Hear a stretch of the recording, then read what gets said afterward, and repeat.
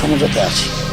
আমরা চাইতেছি যে কেউ যেন মাহরুম বঞ্চিত না হয়, এই জন্য সবাইকেই সম্মান করা, সেটাও আমাদের ভিতরে আলোচনা আছে। সমঝোতার আমার ধারণা অনুযায়ী শতকরা প্রায় 60 ভাগ বলা যায়, 60 ভাগ বা 50 ভাগের একটু বেশি এরকম হয়ে গেছে। উল্লেখযোগ্য তেমন বাধা তো তেমন একটা নজরে আসে নাই, তবে কিছু বাধা তো থাকবে, এটা তো স্বাভাবিক। যে আমি বলবো আমার দলের অবস্থান ভালো, আর একজন বলবো আর দলের অবস্থান ভালো, এটা থাকতেই পারে। এটা আলোচনার পরে আল্লাহর রহমতে আশা করি এটা অসুবিধা হবে না, এটা সমাধান হয়ে যাবে ইনশাআল্লাহ। কিছু আসনে আপনারা এই ধরনের কিছু করবেন কিনা, যে ওপেন স্টেজ যে সমঝোতা হচ্ছে না, এই আসনে আমরা সব দল ওপেন ভাবে রেখে দিব, এই ধরনের কোনো এটা এখন পর্যন্ত ওভাবে আমাদের সিদ্ধান্ত তো আসে নাই। তবে আগে পরে যারা জোট করছে বিএনপি সহ, তাদের তো এই অবস্থান ছিল। 2-1টা আসনে হয়তো বা এরকম ঘটনা ঘটলে তখন পরামর্শ ভিত্তিকে আমরা দেখব যেটা ওইভাবে করা যায় কি না। এখনো আমাদের মাথায় ওটা ওইভাবে গুরুত্ব আমরা দিচ্ছি না।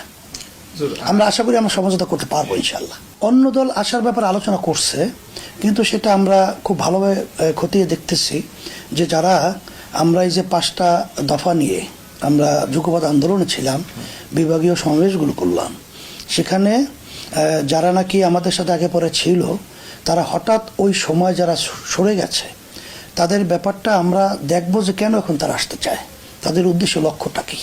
এখন আমাদের এখানে আসলে এটা কি আসলে দেশ, ইসলাম, মানবতার কল্যাণ হবে, না আসলে বাস্তবে ব্যক্তি স্বার্থ উদ্ধারের জন্য আসে, সেটা আমরা বিবেচনা বা আলোচনা ওইভাবে রাখতেছি। আমরা তো প্রথম অবস্থায় জমিয়ত উলামা ইসলাম সহ একাত্রেই ছিলাম, এবং একত্রে তখন জামাত ওইভাবে আমাদের সাথে একাত্রে ছিল না। তখন আমরা বিশেষ করে কওমি ঘরানার যে ইসলামী দলগুলো আছি, বাংলাদেশ খেলাফত মজলিস, তারপর ইসলামী আন্দোলন বাংলাদেশ, জমিয়ত উলামা ইসলাম, নিজাম ইসলাম, তারপর পরবর্তীতে আসিয়া আমাদের সাথে যোগ হয়েছে খেলাফত আন্দোলন, ঐক্য জোট এর আগেই ছিল, ঐক্য জোট এরাও আমাদের সাথে ছিল। তখন আমাদের কথা ছিল যে আমরা ইসলাম দেশ মানবতার কল্যাণের জন্য আমরা একটা বাক্স, এই নীতি অন বক্স, এইটা আমরা একমত হয়েছিলাম। সেখানে জমিয়ত উলামা ইসলাম হয়েছিল, তারা সাংবাদিকের সামনে আমাদের সহই এটা ব্রিফিং দিছিল। তা হঠাৎ মানে এখানে আপনার লিয়াজু কমিটি প্রত্যেক দল থেকে 2 জন করে নিয়মতান্ত্রিক বৈঠক চলছিল, 2-1 মিটিং তাদের সাথে একাত্রে ছিল, হয়েছেও, তাদের অভিযোগ বৈঠক হয়েছে। কিন্তু হঠাৎ তারা আসলে বের হয়ে গেল কেন, এই কারণটা আসলে আমাদের কাছে স্পষ্ট না, এটা আমাদের কাছে পরিষ্কার না যে তারা কেন বের হলো।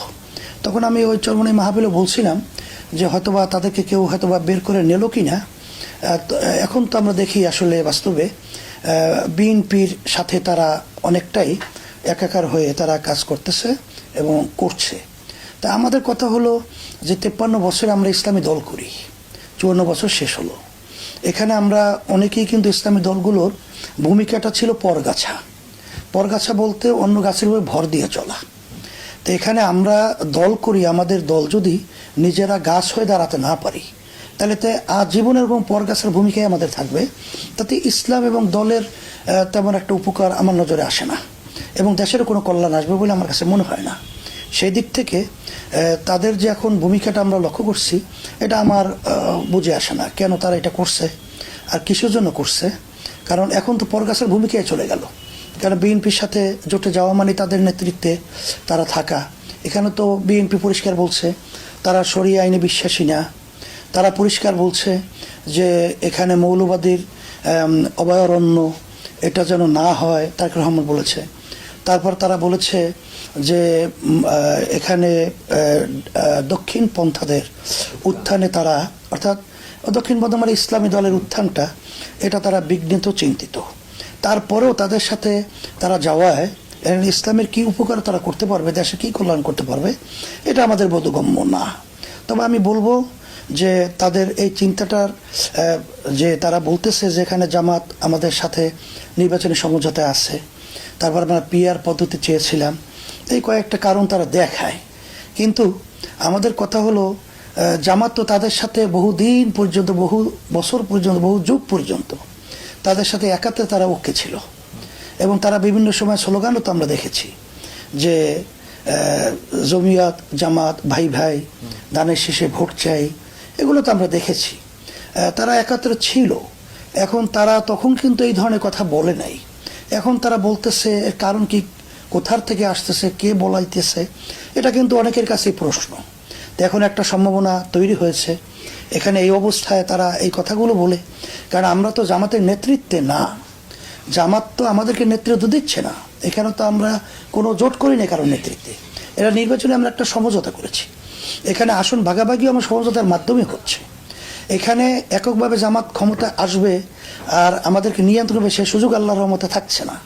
এখানে আমরা জোটবদ্ধভাবে একটা জাতীয় সরকার গঠন করতে পারলে এখানে জামাত যদি কোনো কিছু ইচ্ছা থাকেও সেখানে বাস্তবায়ন করার মতো সুযোগ থাকবে না। আর এটাও আমরা বলছি যে আমরা বিগত 53 বছর দেশের যে অবস্থা আমরা দেখেছি, সেখানে কিন্তু বাস্তবে বিএনপি যদি এখন এককভাবে ক্ষমতায় আসে তাহলে আমরা কিন্তু অনেক ভয়ের মধ্যে আছি, সংজ্ঞার মধ্যে আছি যে এখানে কিন্তু দেশটা আমাদের স্বাধীনভাবে আবার নিয়ন্ত্রণ থাকবে কিনা এটা কিন্তু আমাদের সন্দেহ। এবং এই যে বিভিন্ন ধরনের অনৈতিক আচরণগুলো, দুর্নীতি সহ এগুলো বন্ধ হবে কিনা এটা কিন্তু আমরা সন্দিহান। এই জন্য আমরা চাচ্ছি যে আসলে বিএনপি যেন এককভাবে ক্ষমতা না আসতে পারে। এটা হয়তো বা অনেকে শুনলে কষ্ট পেতে পারে, কিন্তু বাস্তবতা দেশের শান্তি এবং কল্যাণের লক্ষ্যে এটা আমাদের বলতে হয়, বলতেছি। 27 তারিখ ব্যাপারটা এখন পর্যন্ত আমার আসলে জেহেনে নাই। আর আপনি যে বলছেন যে আইন শৃঙ্খলা পরিস্থিতি তো আসলেই এটা অত্যন্ত প্রশ্নবিদ্ধ, কারণ দিনে দুপুরে এরকম একটা বাংলাদেশের বলতে গেলে সচেতন, যে দেশপ্রেমিক ছিল, যে ন্যায়ের পক্ষে এবং অন্যায়ের প্রতিবাদে যে তার জীবনকে উৎসর্গ করে যে যে ভূমিকা সে পালন করেছে, তার উপরে এইভাবে হত্যাটা, এটা তো কোনো বাংলাদেশের মানুষ বা তামাম দুনিয়াকেও এটা মেনে নিতে পারে না। তারপর আমরা বিভিন্ন জায়গায় যেটা দেখেছি যে এখন তো আইন শৃঙ্খলা পরিস্থিতি অত্যন্ত ভয়াবহ অবস্থায় আছে, কিন্তু আজকেও দেখলাম প্রধান উপদেষ্টা বলেছে যথাসময়ে নির্বাচন হবে, এবং তারা যেটা বলে যে আমরা আইন শৃঙ্খলা পরিস্থিতি নিয়ন্ত্রণ আনতে পারবো, এটা তো তারা খুব জোরালোভাবে বলছে। তা আমরা অন্তর্বর্তীকালীন সরকারকে বলবো যে আপনারা খুব ত্বরিত লেভেল প্লেইং ফিল্ড এটা আপনারা তৈরি করে কাজটা করেন, কারণ যারা প্রার্থী আছে, যা আমরা দল পরিচালনা করছি, এবং বাংলাদেশের মানুষ আসলে তো ভয়ের ভিতরে দিন রাত কাটাচ্ছে, এ ব্যাপারটা যেন আশ্বস্ত হয়, এ ব্যাপারে পদক্ষেপ নেবেন। এইটা অন্তর্বর্তীকালীন সরকার, নির্বাচন কমিশন সহ তাদেরকে বিশেষ করে আমরা অনুরোধ করছি, এবং এটা আপনারা খুব ত্বরিত করবেন। এই অপেক্ষায় আমরা সময় কাটাচ্ছি যে আমরা দেখবো এটা। তারপরে যদি পরিবেশ ওইভাবে তৈরি না হয় তখন তো আমরা আবার আলোচনা করে আমরা দেখব যখন নির্বাচন আমরা যেতে পারবো কি পারবো না। সমঝোতা না হওয়ার কোনো আশঙ্কা আমার এখনো আমরা দেখছি না। তবে আমরা তো স্বাভাবিকভাবেই আগেই 300 আসনে প্রার্থী দিয়ে রেখেছি, এবং অন্যান্য যারা নাকি আমাদের সাথে তারাও তো প্রার্থী দিয়ে রেখেছে। আশা করি সমঝোতা হবে ইনশাআল্লাহ। আর কার্যক্রম তো সারা দেশে সাংগঠনিক চলবেই। সেই হিসাবে যখন আমরা বলবো প্রার্থী দেখে আপনি থাকবেন না, তা আমাদের দলের তো আমরা আল্লাহর রহমতে আশা করি যে আমাদের দলের নেতাকর্মীরা ওইভাবে ইনশাআল্লাহ তৈরি হয়ে আছে। তারা এ ধরনের কোনো আচরণ করবে বলে মনে হয় না যে ব্যতিক্রম কিছু করবে।